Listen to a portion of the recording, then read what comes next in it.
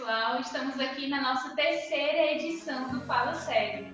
Hoje, como convidado, nós temos o Thiago Rubel, ele vai se apresentar melhor para nós. E o nosso tema de hoje é a autoimagem masculina. Tudo bom, Thiago? Seja bem-vindo. Olá, Lívia, boa tarde, tudo bem? Tarde. Graças a Deus. É uma grande alegria, poder participar com vocês nessa tarde, dessa live que traz um tema muito importante nos tempos de hoje, Então, me chamo Thiago, eu sou consagrado na comunidade de vida, moro atualmente aqui na missão de São Paulo, na casa de Perdizes. Eu já estou na comunidade há 18 anos, sou celibatário, já passei por algumas missões, sou natural de Mossoró, no Rio Grande do Norte, Já passei por algumas missões ao longo desses 18 anos, como Quixadá, Pacajus, Fortaleza, Teresina, Macaé, Nova Friburgo e agora aqui em São Paulo, Que bom, Thiago, é uma alegria ter você aqui com a gente. Hoje a gente vai começar falando nessa temática da autoimagem masculina. Nós vamos começar falando de um modo geral. Eu queria saber, assim, hoje na sociedade, como você vê que está o homem. A gente viu que teve toda uma discussão acerca da mulher e hoje tem muitos movimentos, muitas pessoas e muitos homens também que se unem para refletir acerca da temática do masculino.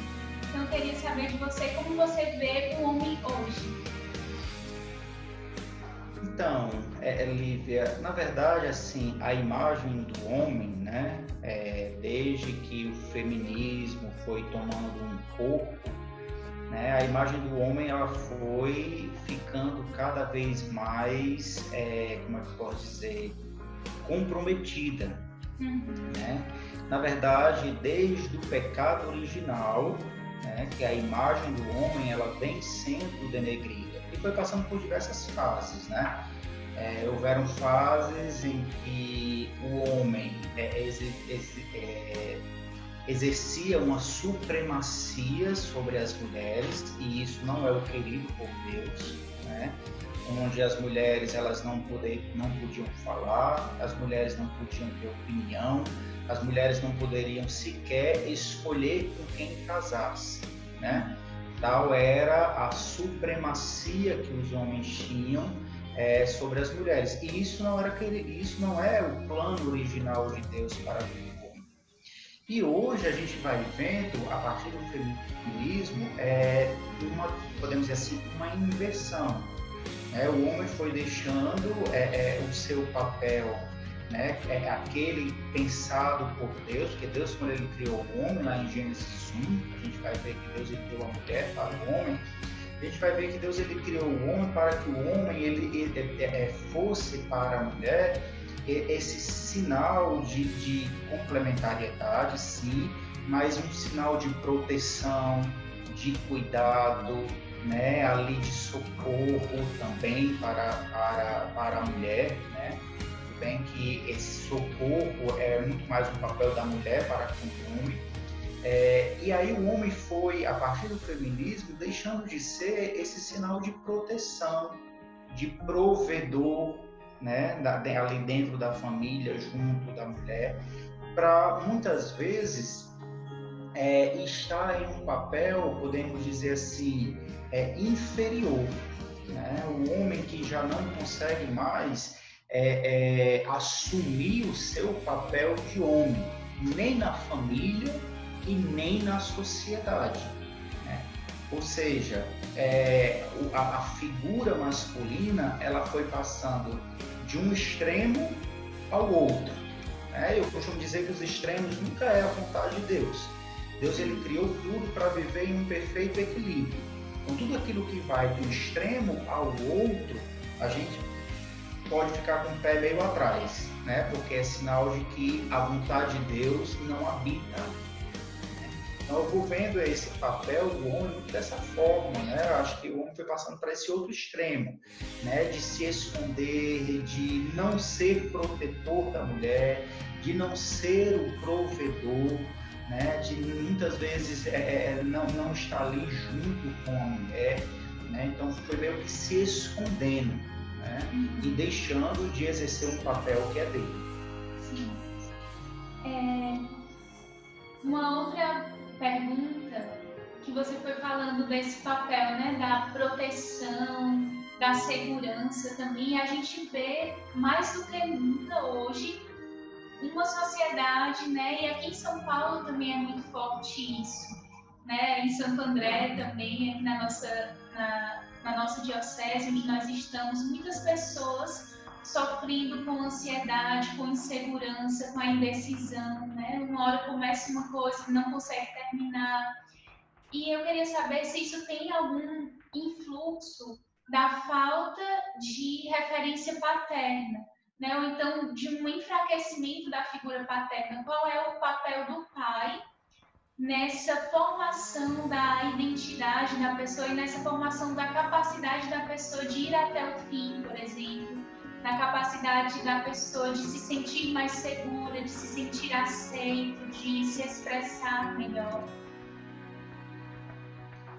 Então, essa questão da insegurança, né, de começar as coisas e não terminar, é algo que já vem também de algum tempo, né? O próprio Papa Bento XVI, no início do seu pontificado, ele já falava ali de uma cultura do relativismo, né? Então, onde tudo vai sendo relativo, tudo eu vou podendo, hoje eu quero, amanhã não quero mais, né?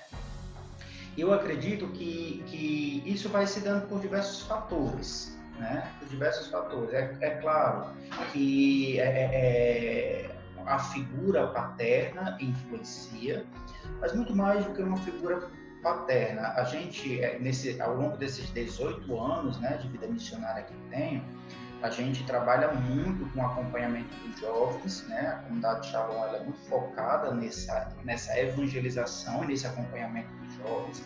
E o que eu vou experimentando, né, à medida que eu vou escutando os jovens, é que quanto mais um jovem ele tem uma família equilibrada em seus valores, em seus papéis, o homem ali exercendo o papel de homem, a mulher exercendo o seu papel de mulher.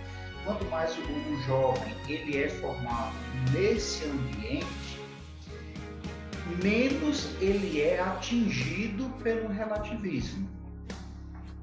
Quanto menos o jovem ele é alcançado por essa, digamos assim, por esse equilíbrio familiar, mais ele é atingido pelo relativismo, mais ele vai ter inseguranças, né? Porque eu me lembro quando eu era criança, né? Isso era muito engraçado, era muito interessante, porque, por exemplo, quando a gente saía para, sei lá, jantar fora, né? Nós éramos crianças, eu e meus 2 irmãos. Era impressionante. Eu dizia, eu quero isso, eu quero aquilo outro. No meio do caminho eu já dizia, não, eu não quero comer mais isso, não, eu quero comer aquilo. O meu irmão, não, mas agora eu quero comer o que você disse. A minha mãe, não, vamos ver se não sei o que, não sei o que. Aí fica no meio daquela confusão toda, saiu o meu pai que dizia assim, olha, nós vamos para tal lugar comer tal coisa, beleza? Então, assim, era aquela figura que no meio digamos assim, do caos, ele trazia a firmeza e a decisão, né? E isso é muito próprio do homem, né? Tanto que quando Deus ele criou as coisas, Deus quando criou o universo, criou os animais, criou tudo, ele deu ao homem o papel de dar nomes, né, aos animais que tinham sido criados, né? A gente às vezes até costuma brincar, né, dizendo que se Deus tivesse dado a mulher, né, ia demorar muito mais o cachorro ser chamado de cachorro. E nisso daí não tem nenhuma maldade, não existe nenhum pecado nisso, né? O homem, ele acaba realmente se tornando mais prático, mais objetivo, mais, né, do que a mulher. Ele faz parte da personalidade, faz parte do papel. Isso não significa que um é maior do que o outro. Muito pelo contrário. Né, na comunidade Shalom, a gente vive uma vida mista. Muitas vezes, né, eu, na minha praticidade, naquele desejo de querer resolver logo as coisas, querer solucionar logo as coisas, muitas vezes não era a solução melhor, né? A praticidade nem sempre é a melhor coisa. Eu te salvo pelas minhas irmãs, né, que chegavam para mim: você está querendo fazer isso, mas será que isso dá certo? Porque tem isso, né? Aparentemente uma complicação, mas no fundo estava salvando uma praticidade que talvez a minha resposta não ia gerar tantos frutos. Como muitas vezes a mulher, ela vai sendo salva pela praticidade do homem, né? Quando vai surgindo ali as indecisões, como nesse exemplo que eu falei do meu pai: vamos fazer isso, vamos comer aquilo, vamos para tal lugar, não sei o que, meu pai: não, nós vamos para tal lugar comer isso. Pronto. Entendeu? Então, assim, existe a dimensão, sim, da figura paterna, mas eu diria não somente a figura paterna, as indecisões, as instabilidades. Eu acredito que o próprio relativismo, eu acredito que vai sendo fruto desse desequilíbrio que vai existindo dentro do núcleo familiar. Entendeu? Onde o homem não assume o seu papel de homem, a mulher não assume o seu papel de mulher, e os valores morais, eles vão ficando meio que desequilibrados, entendeu? Sim. Você falou uma coisa muito importante, essa questão da complementariedade, né? Nós somos, como comunidade, uma comunidade mista. Então, eu queria, Tiago, que você falasse um pouquinho sobre como é ser uma comunidade mista e também dar algumas dicas, né? Talvez muitas pessoas que estejam assistindo a gente ou participam dos nossos grupos ou são da obra ou da comunidade, mas todos têm uma família, né? E todos precisam conviver, o homem com a mulher. Tanto a nossa próxima edição vai ser também sobre esse diálogo entre as gerações, né? Então, como a gente pode se ajudar, né, no respeito, o que é que o homem precisa respeitar na mulher e o que é importante que a mulher também respeite no homem, né? A gente ouve muito falar dessa necessidade do homem respeitar a mulher porque é mais frágil, né? Porque precisa de cuidado, de atenção, que a opinião da mulher é importante e tudo mais, mas muitas vezes nós, como mulheres, também acabamos desrespeitando, às vezes, o homem na nossa forma de falar, na nossa forma de nos colocar diante dele. Então, eu queria pedir para você, assim, algumas dicas práticas, né, nesse relacionamento também, se você tiver algum exemplo na comunidade, alguma história até engraçada que você foi vivendo aí ao longo desses anos, de todas essas missões. A vida mista, né, na comunidade, né, nós temos uma vida mista, né, existem homens e mulheres, né, claro, cada um mora ali na sua casa, mas nós temos momentos de oração, de vida fraterna e de trabalho juntos, né? E como nós costumamos dizer, o nosso fundador costuma dizer que a vida mista, ela comporta um grande dom, mas também é um grande desafio. E é como a família. Toda família, ela é uma comunidade em sua maioria. Ela é, na verdade, né, uma comunidade mista. No caso da minha família, por exemplo, nós somos 3 irmãos homens, meu pai e minha mãe. Só existia a minha mãe de mulher, né? Porém, não deixa de ser uma comunidade mista. E é muito engraçado porque, por exemplo, por causa disso, né, a minha mãe é a mulher que eu vejo se maquiar com mais rapidez. A minha mãe, quando meu pai dizia assim: olha, a gente vai jantar em tal lugar, tal hora, né? A minha mãe, como nós éramos crianças, né, tinha que dar banho nós 3, arrumar nós 3, né?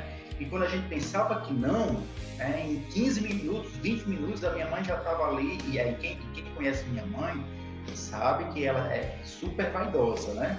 Quando a gente olhava para ela, ela já estava com um salto deste tamanho, toda maquiada, com colar, com não sei o quê. Hoje minha mãe é da comunidade também. É muito engraçado quando as irmãs da comunidade Vida, por exemplo, da comunidade elas vão tirar folga lá em casa, elas ficam impressionadas com a rapidez com que minha mãe se arruma, se maqueia. Aí minha mãe costuma dizer assim: minha filha, foi a minha vida inteira morando com 4 homens, eu tinha que aprender a me maquiar rápido, né? Então, assim, comporta os seus desafios, e eu acho isso interessante porque em muitas coisas, e mesmo minha mãe se maquiando rápido, eu lembro que várias vezes, né, nós ficávamos os 4 homens esperando ela terminar de se maquiar. Então era muito interessante porque ia existindo esse equilíbrio. A gente precisava esperá-la, né, se maquiar, se arrumar, aquela coisa toda. Ao mesmo tempo, ela dizia assim: tá, eu também não vou abusar da boa vontade e vou passar 1 hora me maquiando porque os 4 já estão me esperando, né? Então ela foi meio que criando mecanismos de como também equilibrar, de forma que nós esperássemos, e o homem é mais impaciente para esperar, né? De forma que nós esperássemos ela se maquiar, mas ela também, e ela se maquiar com qualidade, mas sem precisar do tempo que normalmente ela se maquiaria se não existíssemos nós 4. Né? Então, ao mesmo tempo que eu ia vendo meu pai dizendo assim: nós vamos para tal local, eu ia vendo a minha mãe sendo feminina, né? Dizendo que vocês já estão arrumados, agora você vai precisar me esperar. Mas, ao mesmo tempo, lutando para equilibrar o tempo. Né? Agora, por exemplo, algumas coisas que eu já vivi na comunidade, a gente vai dialogando e vai se organizando, né? Por exemplo, teve uma situação que eu estava numa casa comunitária e aí a pessoa chegou para mim e disse assim: Tiago, você pode, com os meninos, pegar essa geladeira e colocar em tal local? Só que isso, a gente já tinha acabado de chegar do trabalho tarde, né? A gente tinha acabado de jantar, já era coisa ali de mais ou menos 11h30 da noite. Nossa. Aí eu disse assim: vamos fazer o seguinte, amanhã no terceiro tempo, eu chamo os meninos do terceiro tempo, para quem não é da comunidade, está aí nos assistindo, é aquele tempo que a gente tem, o nosso primeiro tempo, né? Ali a nossa oração pessoal, o segundo tempo o estudo bíblico, e o terceiro tempo é aquele tempo que ou é formação, às vezes a gente fica mais livre, né? Então, ela disse assim: no terceiro... Aí eu fui e disse para ela assim: não, no terceiro tempo, eu chamo os meninos e a gente coloca essa geladeira para dentro. Beleza? Pode ser assim? Pode ser assim, sem problema. Tranquilo, fui para casa, achei que ela tinha ficado tranquila também e tal. Quando foi no outro dia de manhã, ela juntou todas as meninas da casa e todas as meninas juntas colocaram a geladeira no local que ela queria que fosse colocada. Então, naquela situação, eu particularmente me senti muito desrespeitado. Tanto me senti desrespeitado, como eu disse para ela: de uma próxima vez que você me pedir determinada coisa, eu não vou me sentir com vontade de fazer o que você está me pedindo. Porque nós combinamos que eu ia colocar a geladeira pela manhã para dentro de casa, mas aí você foi lá, pegou todas as meninas e colocou para dentro. Então, assim, e ali foi um diálogo muito positivo, porque ela me pediu perdão, percebeu que estava errada, e existiram outras situações onde a gente foi percebendo que esse equilíbrio foi existindo ali dentro daquela casa comunitária. Né? Então, eu citei aí um exemplo da casa comunitária, como comunidade Shalom, como uma família mista que nós somos, mas também de um contexto familiar, que não deixa de ser uma comunidade mista. Também veio de uma missão onde tinham 8 homens e 3 irmãs, então era assim... Nossa, coitada dessas irmãs, viu? A gente passava um mês conversando no mesmo assunto, quando pensava em voltar ao assunto de novo. Pois é. E eles: mas vocês trocam de assunto muito rápido e tudo. É um troco rápido, é muito engraçado isso, né? Porque o homem, ele não consegue ficar com o assunto muito tempo, não. Então, na comunidade, às vezes acontece muito isso, né? Tinha uma amiga minha que, por exemplo, ela tinha conversado determinada coisa comigo semana passada, o mês passado. Aí, quando era na semana seguinte ou no mês seguinte, ela, tipo assim, Tiago, não sei o que, não sei o que, referente ao assunto do mês passado. Eu, hã? Tô entendendo nada. Tiago, eu já falei com vocês. O que? Perdão, não tô entendendo. Lembra que eu falei com você? Mês passado você falou isso, isso. Eu não lembrava que você tinha falado isso comigo. Então ela já foi assim, continuando a conversa, como se eu lembrasse, mas eu não lembrava. Isso não era uma maldade, simplesmente não lembrava. E não era porque eu não tinha atenção ao que ela estava falando. Quando ela estava falando comigo, eu estava prestando atenção no que ela estava dizendo. Só que um mês depois, a minha mãe, por exemplo, eu até hoje, né, não decoro, eu tenho 37 anos de idade. Eu não consigo decorar a data de aniversário. Todos os anos, a minha mãe, já sabendo disso, ela me liga para eu dar os parabéns para ela. Né? E é impressionante, eu já tentei de tudo. Eu coloco na agenda do celular, eu coloco lembrete, eu coloco tudo, entendeu? Mas eu coloco o lembrete, aí o lembrete chegou, aí eu disse assim, é o aniversário da minha mãe hoje, eu preciso ligar para ela. E depois esqueço, entendeu? Então, assim, nisso as mulheres são bem melhores do que os homens, né? Vocês conseguem guardar coisas e têm uma memória, assim, que eu tenho inveja, né? Porque eu, particularmente, não consigo, né, ter essa memória toda, essa recordação toda. A mulher guarda consigo recordações que o homem, muitas vezes, não consegue guardar. Detalhes que o homem não consegue perceber, né? E isso é uma grande graça para as irmãs que o homem não tem.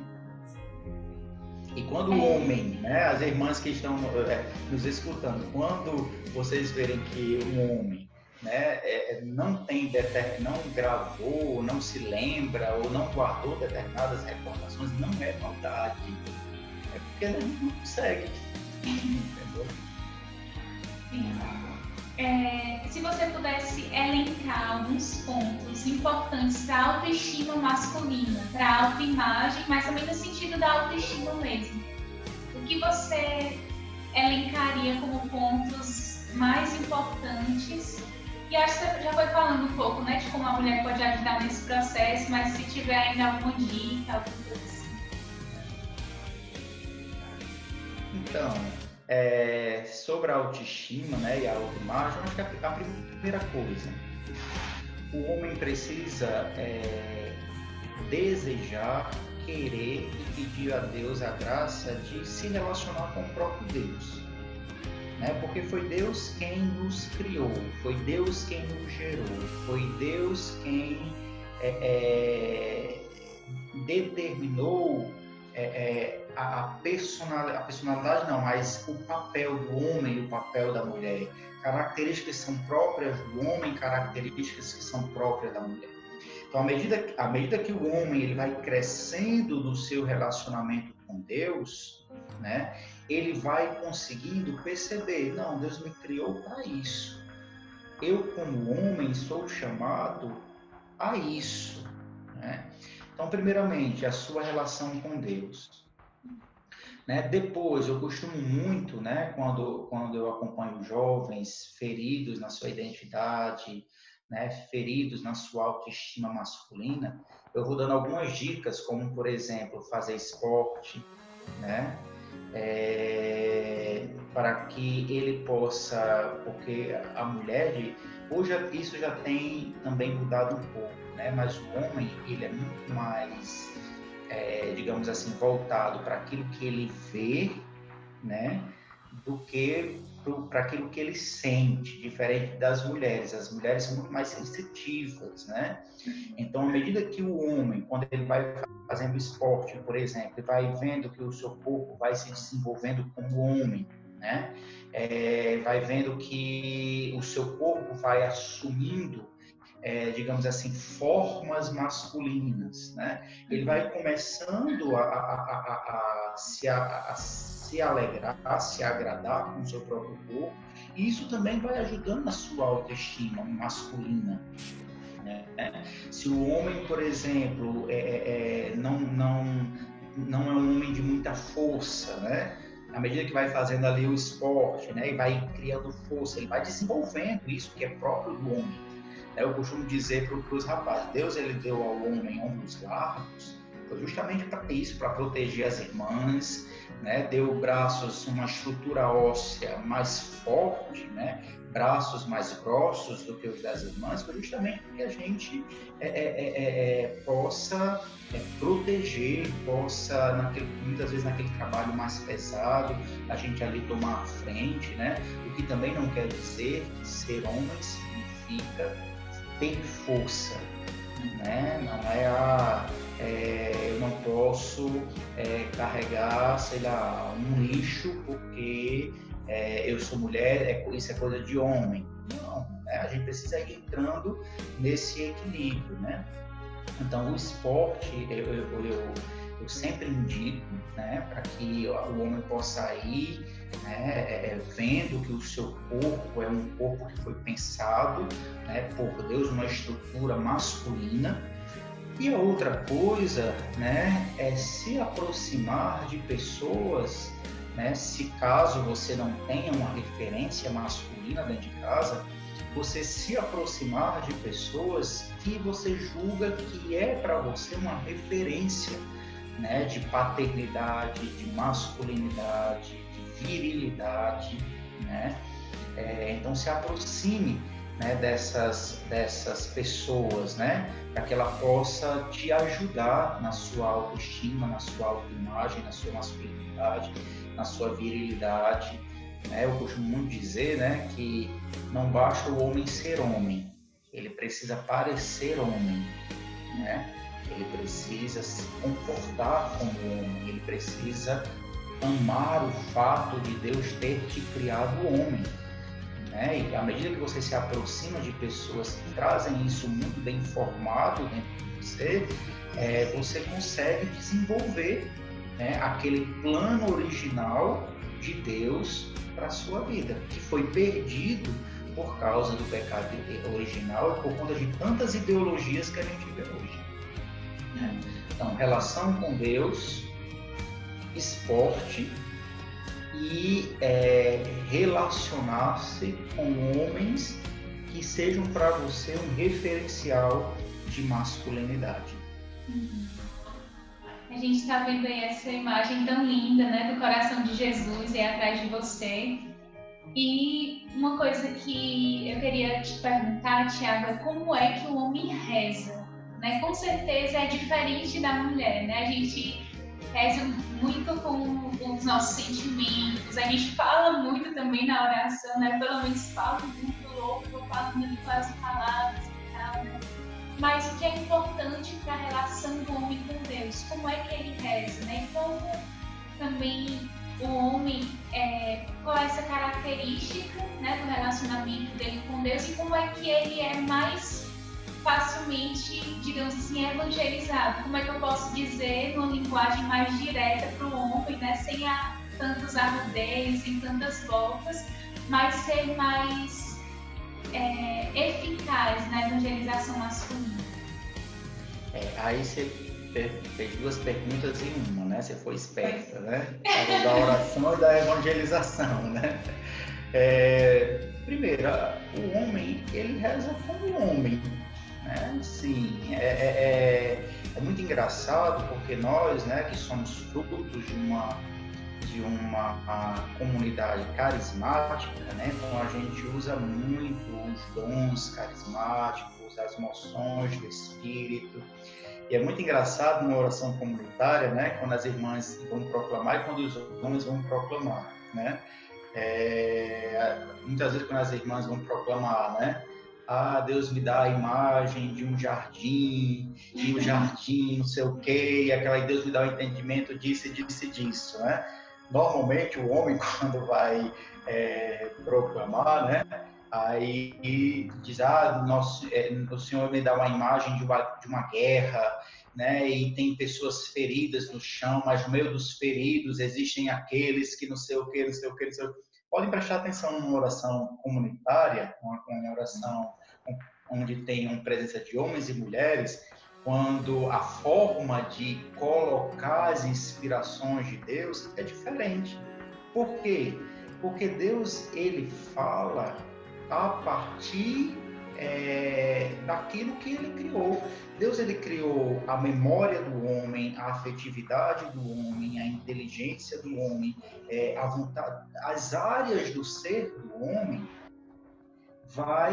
apesar de ser as mesmas áreas do ser da mulher, mas elas vão se comportando de forma diferente, né? Porque o homem, ele vê o mundo de uma forma diferente da mulher. A gente gosta muito, quando vai falar dessas características, dar esses exemplos, né? Você coloca dentro de uma sala um homem e uma mulher, né? A mulher vai ver coisas que o homem, ele não vai conseguir enxergar, né? A mulher vai ver a decoração, né? Vai ver a flor, vai ver a cor da parede, o homem vai ver se a tomada está bem colocada, se está tendo vazamento. Quando a gente vai alugar, por exemplo, uma casa para missionários, é muito engraçado, né? Que eu, particularmente, já entro dizendo assim, essa casa tem infiltração, né? E é porque está fechada. Quando entrar todas as irmãs aqui dentro, vai ser infiltração por todo canto. Aí as irmãs entram e dizem, nossa, que casa boa, arejada, espaçosa, tem não sei o quê, entendeu? Vai muito pensando na decoração, no ambiente, aquela coisa toda. Então, da mesma forma, quando Deus, ele vai falar com o homem, ele também fala desse jeito, né? Ele vai falar comigo, como hoje, por exemplo, né? Com o evangelho de hoje, que fala dos operários da última hora.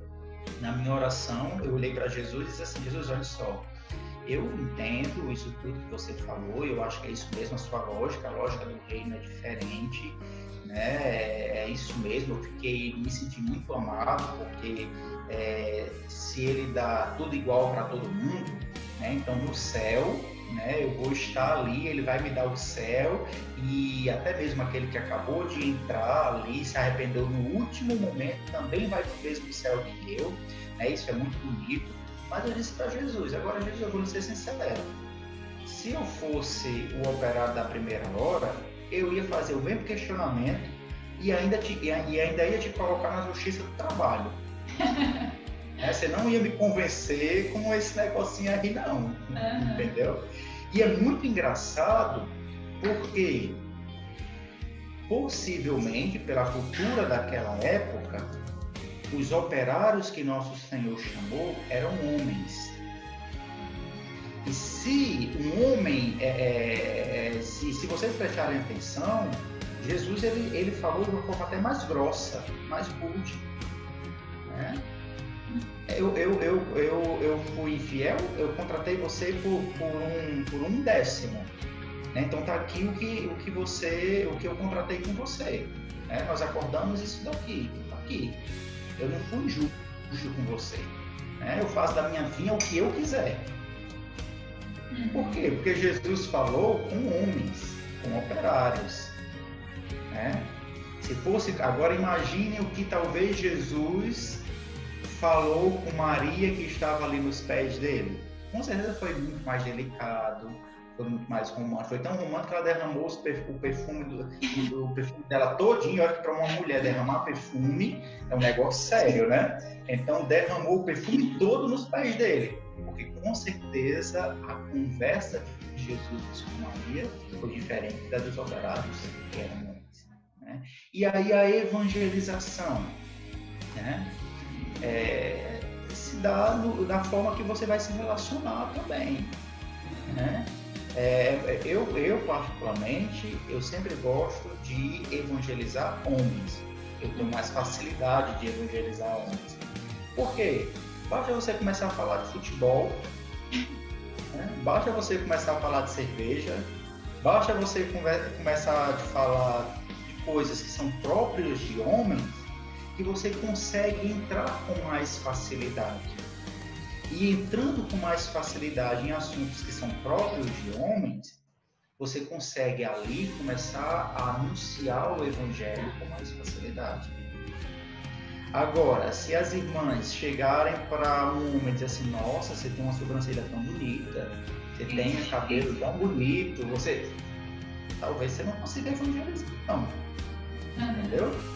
Então, assim, é preciso, à medida que a gente vai crescendo na nossa autoimagem, na nossa autoidentificação masculina e feminino, a gente vai, tudo vai se tornando mais fácil. A oração vai se tornando mais fácil, a evangelização vai se tornando mais fácil, porque, ao mesmo tempo, eu tenho mais facilidade de evangelizar homem. Porém, quando eu vou evangelizar as mulheres, eu preciso me esforçar para mudar a minha linguagem. Porque eu sei que não vai ser a mesma linguagem que eu vou utilizar para evangelizar um homem. Sim. Né? Então, se eu não tenho essa, se eu não busco crescer na minha autoimagem, na minha identidade masculina, eu vou ter dificuldade de rezar. Eu vou ter dificuldade de evangelizar. Por que tudo isso? Porque eu vou ter dificuldade de me relacionar. Eu vou ter dificuldade de me relacionar com os homens, eu vou ter dificuldade de me relacionar com as mulheres. E à medida que eu vou crescendo nas dificuldades de relacionamento, eu vou crescendo na dificuldade de rezar e de evangelizar, que é relacionamento. Oração é relacionamento e evangelização é relacionamento. Então é isso, Thiago. Muito obrigada. Queria que, se você quiser também, deixar uma mensagem final, se despedir do pessoal. Eu que agradeço a oportunidade, né? E acho que a mensagem que eu posso dizer é que acreditem, né? Existe um plano de Deus, né? Você não nasceu homem à toa, você não veio para o mundo, né? Em um corpo masculino, com hormônios masculinos, com genitália masculina à toa. Né? Existe um plano de Deus nisso daí. Né? E eu acho que vale a pena, né, você que está aí nos escutando, se perguntar, né, qual foi o plano de Deus quando me criou homem. No caso das irmãs, qual foi o plano de Deus quando te criou mulher. Ok? É isso. Eu agradeço também a oportunidade, espero que tenha conseguido, né, ajudar, contribuir, né, qualquer coisa, estamos por aí. Muito obrigada mesmo, Thiago, também por ter aceitado, né, nosso convite. E é isso, gente. Esse foi o nosso terceiro Fala Sério. Até a próxima. Deus abençoe. Shalom. Shalom.